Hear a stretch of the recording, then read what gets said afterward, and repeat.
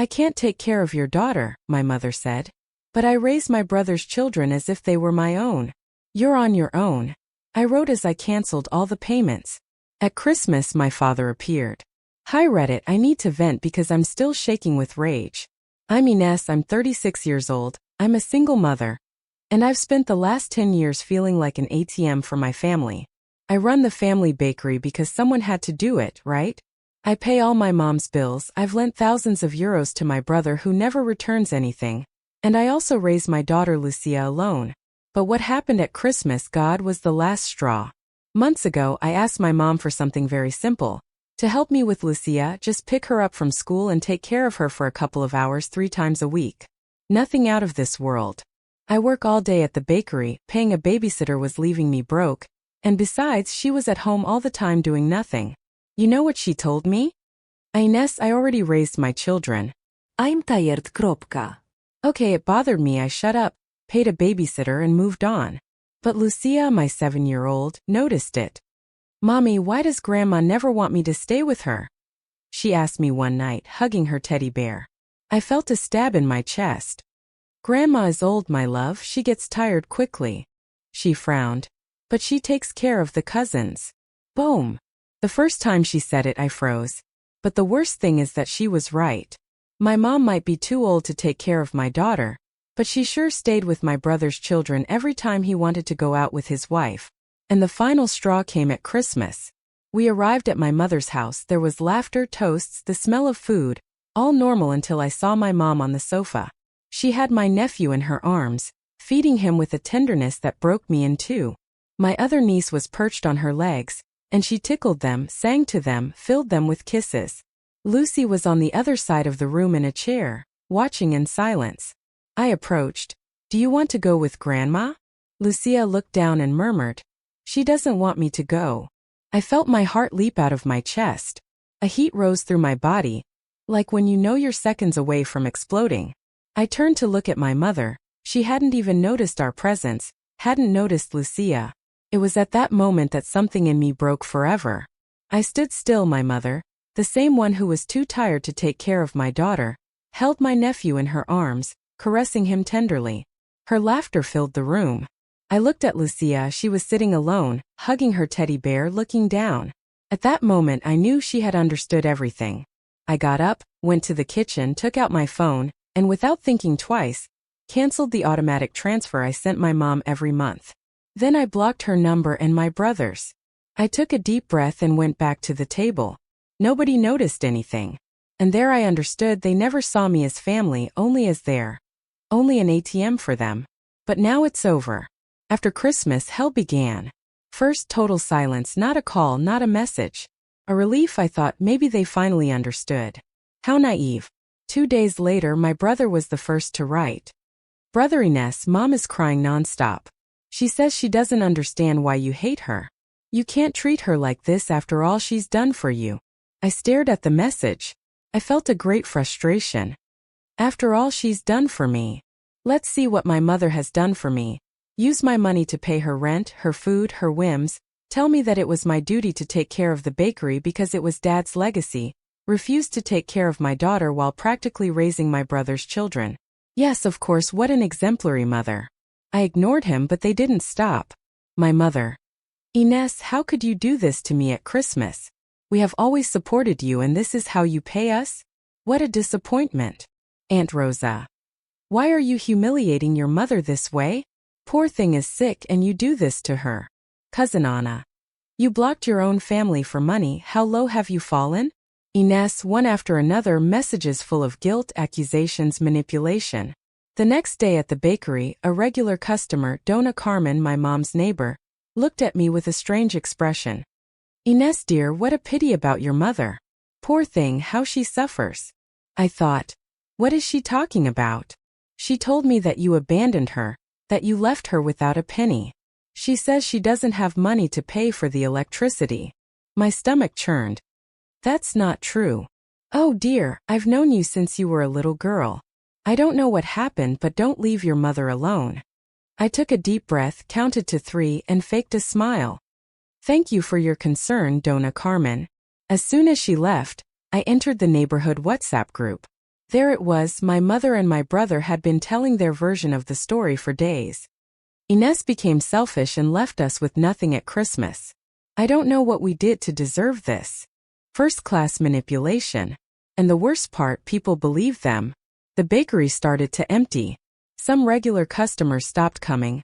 Others looked at me strangely. Perfect, I thought. I knew this was just the beginning. And this time I wasn't going to lose. On the third day I exploded. I couldn't keep ignoring what was happening. My mother and my brother weren't just attacking me. They were destroying my reputation, my bakery, my life. And the worst thing was that it was working for them. That morning, while I was arranging the trays of freshly baked bread, I felt a strange silence. Before, at this hour, there should have been several customers in the store, chatting about their things while choosing what to take. Now just a couple of people came in and out quickly, as if being here were contagious. Ines dear, what a pity about your mother. Poor thing, how she suffers. I looked up and saw Donna Maria, a lifelong customer, looking at me with that mixture of pity and reproach. What is my mother saying now? I asked, although deep down I already knew. That you left her without anything, that she doesn't even have money to pay for the electricity. She says she never thought her own daughter would treat her like this. I felt a knot in my stomach. They were succeeding. When I was 9 years old, my mother told me that Santa Claus didn't exist. Not because she wanted to prepare me for real life, but because she didn't have presents for me that year. There's no money in us. Your brother is little. He needs something for Christmas. My brother got a new bicycle. I got a used sweater from my cousin. It was the first time I understood that in this family there were priorities, and I was never one of them. I took a deep breath, returning to the present. Don't believe everything you hear, Donna Maria, I said calmly. She sighed and took her bag of bread. I'm just saying that family is family, dear. Don't leave her alone. I didn't answer. What for? As soon as she left, I took out my phone. The neighborhood WhatsApp group was full of messages from my mother and my brother. My God, I never thought my daughter would do this to me. Now I don't know how I'm going to get by. A mother gives everything for her children, and this is how they repay her. I felt completely outraged, but nothing prepared me for what happened next. The doorbell rang and there she was in her old sweater, her huge scarf with a martyr's face. Ines dear, we need to talk. I dropped the tray I was holding and looked at her fixedly. I have nothing to say to you. Please just listen to me. I don't understand what I did for you to hate me so much. Her voice was loud, too loud. She wanted everyone to hear her. A chill ran through me. It wasn't the first time she used this trick. When I was 17, I got a scholarship to study in Valencia. It was my chance to get out of the family business, to do something for myself. I went home excited with the envelope in my hand. Mom, I did it. They gave me the scholarship. She didn't even smile. And the bakery, Ines? Who is going to take care of it? But this is what I want, it's my future. Don't be selfish. Your father would be disappointed. I tore up the letter that same night. Now, years later, I was in the same place listening to the same words. Do you really want to talk about this? Perfect, let's talk. Her eyes narrowed. She didn't expect me to confront her. I just want to understand what happened to you. You used to be so good, so generous. What happened to me is the same thing that happens when they use you for years and one day you open your eyes. There was an awkward silence in the bakery, but my mother has never cared about the audience. I only asked you for a little help. Is that a crime now? Help you without wanting to, of course. Like when you asked me for help to pay your debts, or to take care of the bakery, or to give money to my brother because poor thing he has a family. He's your brother. We're family. And what am I to you? An ATM? Because you've never treated me like a daughter or a sister. Her face changed. She knew I was right. Look how you talk to me. Me who gave you life. You gave me life, but I gave you years of mine and I'm tired of it. There was a tense silence. My mother saw that I wasn't going to give in, so she played her last card. She closed her eyes and sighed, as if waiting for her tears to change my mind. My God, what did I do wrong to deserve this? My own daughter treating me as if I were a stranger. What will become of me now? When Lucia was 5 years old, I asked my mother to take care of her 3 afternoons a week. I had no one to leave her with and paying a babysitter cost me too much. Ines, I already raised my children. I'm too tired to take care of children. I kept quiet. I always kept quiet. Until one day, I had to leave work early and I passed by her house. My mother was in the park with my brother's children, playing with them, hugging them, giving them ice cream. Lucia, in the back seat of the car, saw the scene and looked at me with her eyes full of questions. Why does she take care of them, Mommy? I didn't know what to answer her. Now seeing my mother cry in front of me, I knew. I took a deep breath and uttered the phrase that closed everything forever. You know, Mom. Just like you knew how to take care of my brother's children while you left my daughter alone. Silence. Her face turned red. She knew she had no defense. She wiped away her fake tears and glared at me. Time will tell how this ends. Saying that, she walked out of the bakery like an offended queen. The few customers who remained stood still. One of them, an elderly lady, looked at me and said in a low voice, "Don't listen to her, dear. People realize the truth sooner or later." And at that moment I understood something. My mother had won the first battle, yes, but the war wasn't over. If she wanted everyone to see me as the villain, I was going to show them who the real victim was. And I would do it with the truth. The morning after the scandal at the bakery, I knew this wasn't over. My mother wasn't going to keep quiet after I humiliated her in public.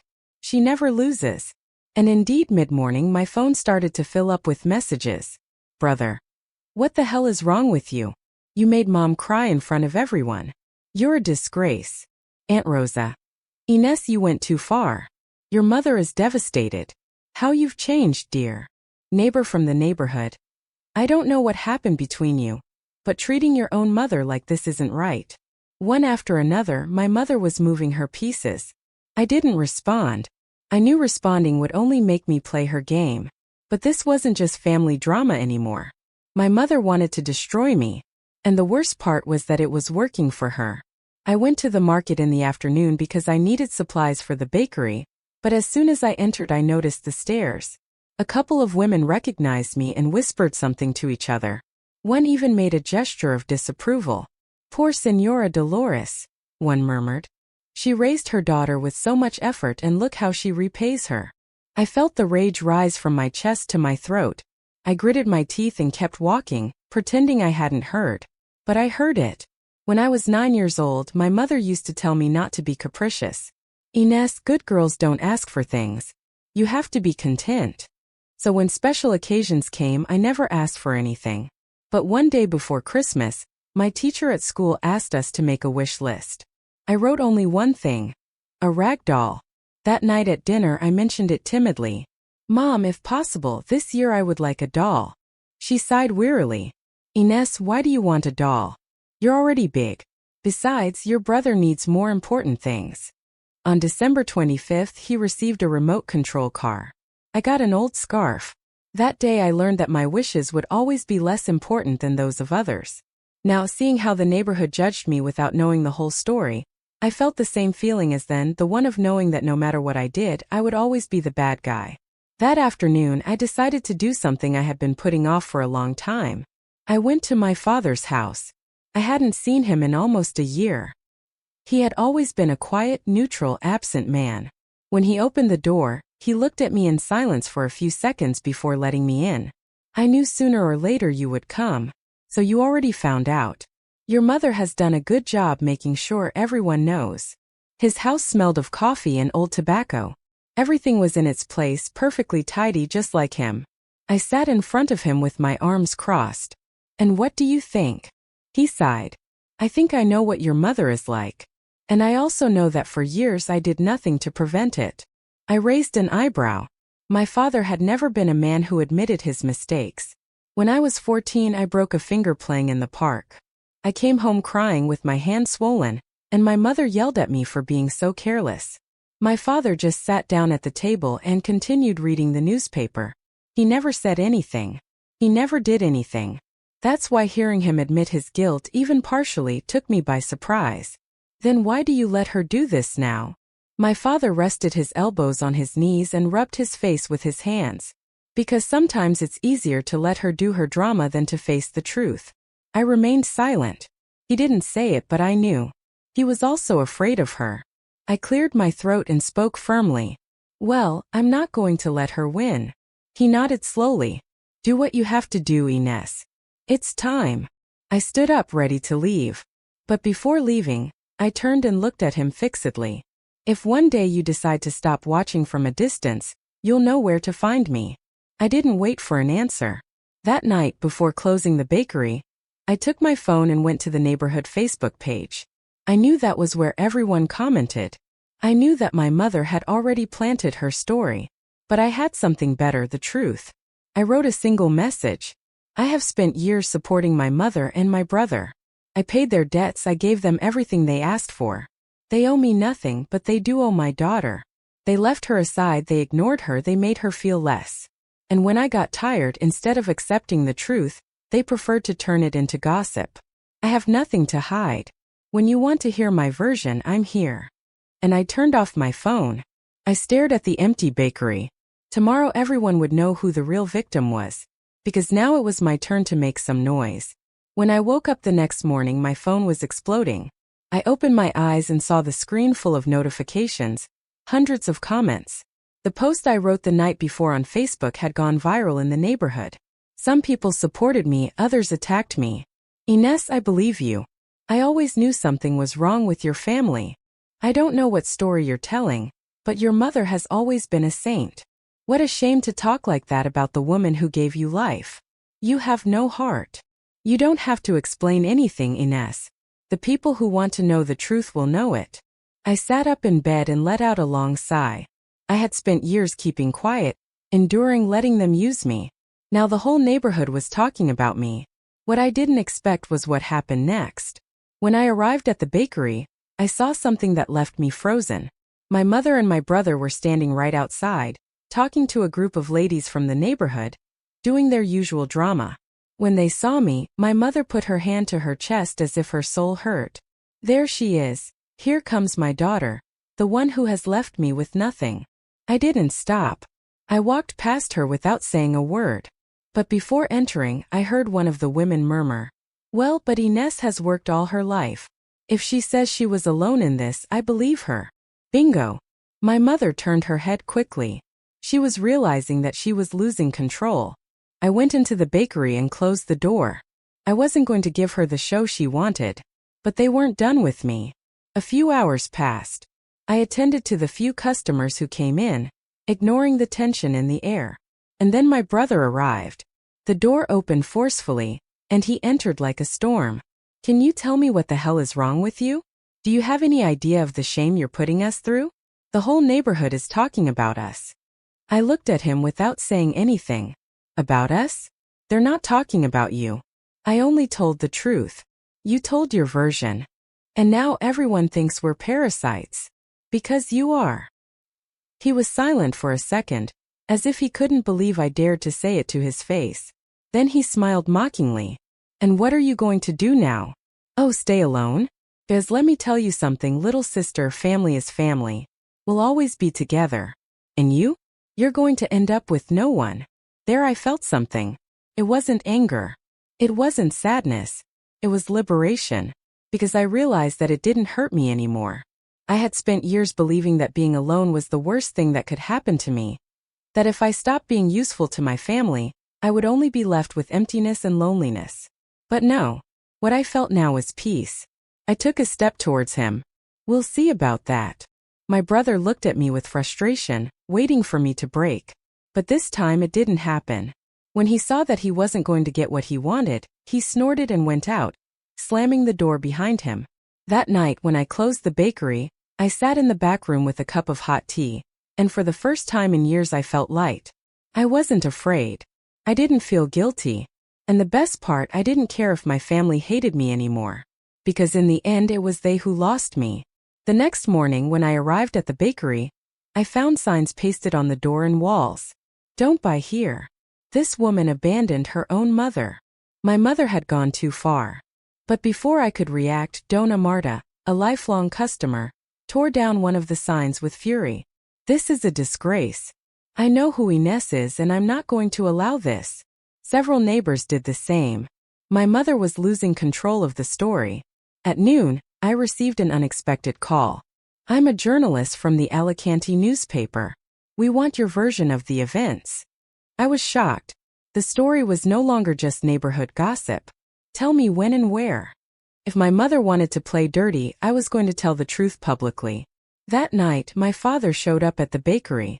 I saw the signs. Are you coming to tell me to apologize to Mom? He shook his head. No. You know what she did. I've known for a long time. I looked at him coldly. Then why didn't you ever do anything? He sighed. Because it was easier to look the other way. But not anymore. I'm on your side. I didn't know whether to believe him, but for the first time he was acknowledging his mistake. The next day I sat down in front of the journalist and told everything. When the interview was published, the whole neighborhood exploded. The customers returned. Some apologized. My mother and my brother disappeared. No more words were needed. They had lost. Months have passed since my mother's last attempt to ruin me. The neighborhood no longer spoke of me with contempt. On the contrary, the bakery was fuller than ever. People came not only for the bread, but to support me. Some customers apologized for believing my mother's lies. Others, in a low voice, admitted that they always knew the truth but never dared to say it. My mother and my brother disappeared. Silence was their surrender. One day while I was closing the bakery, the door opened. My mother looked older, more tired, but her eyes were the same.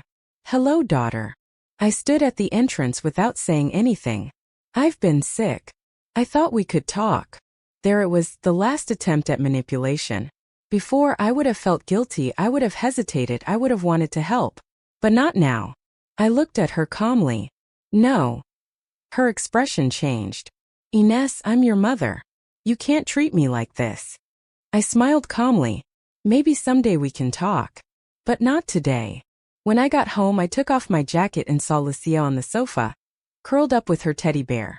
I approached and she hugged me tightly. I like it better when we're alone, she whispered. For the first time in years I felt peace. I hugged her tighter. Because after all, for the first time in years I felt like I could breathe. Final update. Responding to the comments. Well, Reddit, here I am again. I didn't expect my story to explode like this. I received many messages of support but also a lot of hate. I'm going to answer some comments. She's your mother. Can you really live peacefully knowing you left her alone? I don't know. I say I'm at peace, but there are nights when guilt wakes me up. Because yes, she is my mother. And even though she was a terrible mother, even though she made me feel like a stranger in my own family, she is still the person who gave me life. But I also know that she had years to change. She never wanted to.